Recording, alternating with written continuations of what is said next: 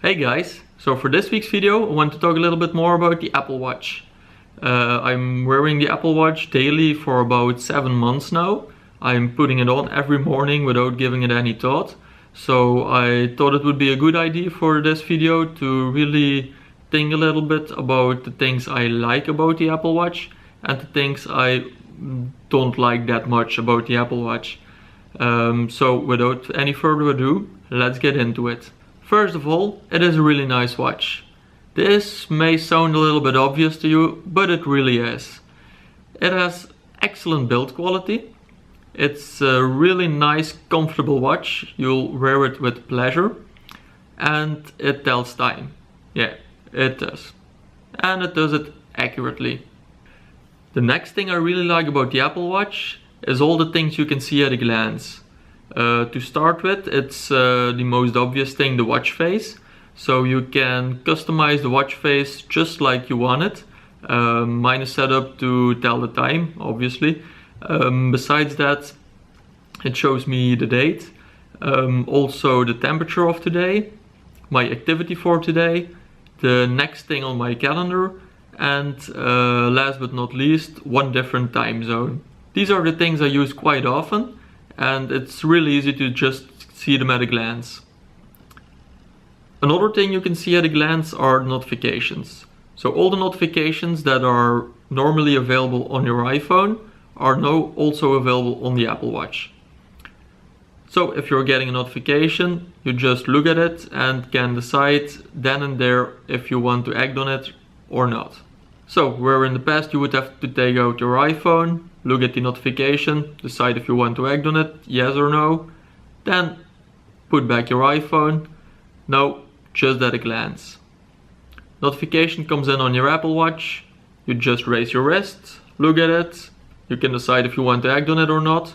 If you don't want to act on it, just put your wrist away and you're done with it. Next thing I really like about the Apple Watch is the activity tracking. When a few years ago the Nike Sports Band came out, I was one of the first to try it. The reason behind it, just that I like the gadgets that make me more active in a day. I really need that kind of push to be more active. And the Apple Watch also does a great job at it. The activity tracking in the Apple Watch exists of 3 circles you have to fill every single day. You have your move goal, your exercise goal, and your stand goal. First, the move goal tells you how active you have been in a day, expressed in calories burned. Then the exercise goal tells you how many minutes of exercise you had in a single day. And then last but not least, the stand goal. It actually means that you have to walk around for a minimum 1 minute every single hour. And that for 12 hours in any given day. And I really like these kind of little pushes to just make you more active and just make you a healthier person. The last thing I like about the Apple Watch is the workouts app. At first I was a little bit skeptic, I have to admit. Because how accurate can a device without any GPS really be at tracking my run? But I must say it does a really nice job. First you have to take your iPhone still with you for a couple of runs so it can just calibrate. And then you can just take the Apple Watch alone for a run, and it does an excellent job at it. Also, this weekend I tested out the Runkeeper app, because since a couple of weeks now they have a native Apple Watch app, and I wanted to test out if it was that accurate as well.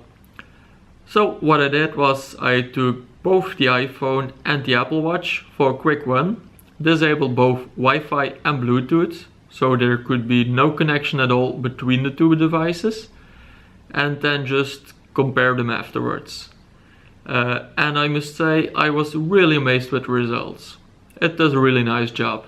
So I just went for a quick run, testing the Runkeeper app on both the iPhone and my Apple Watch. The thing I'm interested in most here is the accuracy of the Runkeeper Apple Watch app. So let's see what I have here. The iPhone is reporting 35 minutes and 5.43 kilometers. So my Apple Watch is also saying I did a 35-minute run. It's reporting 5.36 kilometers. at a 6.31 pace. So I can say that Runkeeper's native Apple Watch app is pretty good for running. So it's off about 70 meters on a 5.5 kilometer run, which I think is fairly good considering it doesn't have any GPS. Next, the things I wish that were a little bit better on the Apple Watch. First in line, the apps. Most of the apps still haven't figured out what to do with the Apple Watch yet, so they just bring out an app on the Apple Watch just to have one. And no, that's not a good thing. Second, they're just too slow. The apps on the Apple Watch, you have to wait for a couple of seconds to load. And I can tell you from experience, looking at a loading sign on your wrist isn't the best experience you can get. So there's still some work here. But that's the same problem as with the first iPhone. People just need some time to figure out what the thing is really capable of and what are the best use cases for this specific device. It was the same with the first iPhone. My first iPhone I sold it after 6 months because the apps weren't there yet, and without the apps it just didn't make sense. But after that, 6 months later, I bought myself a new iPhone, got every single iPhone since then and never looked back, because it's just an awesome device right now. So, bottom line, do I like the Apple Watch? Yeah, I do. It has a good amount of nice features, and it's a really nice watch to wear. It's just a nice thing. Would I recommend the Apple Watch? That depends.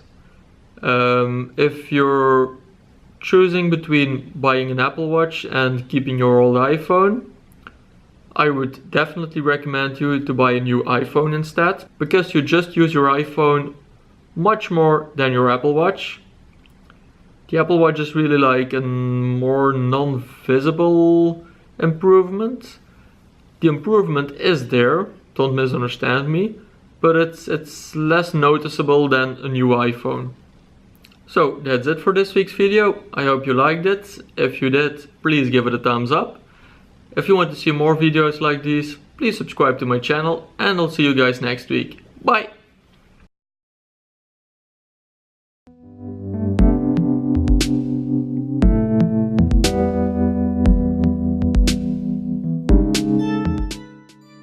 So that's basically everything I carry with me in my messenger bag.